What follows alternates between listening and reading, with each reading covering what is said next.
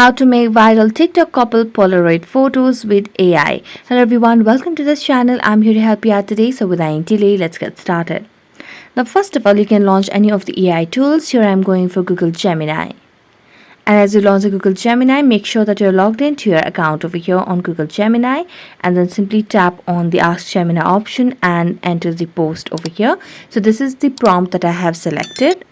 Now what you can simply do is you can just simply tap on the plus icon and upload the selfies or the photos of both the people, like a guy and a girl. So you can simply select on the gallery and select pictures over here.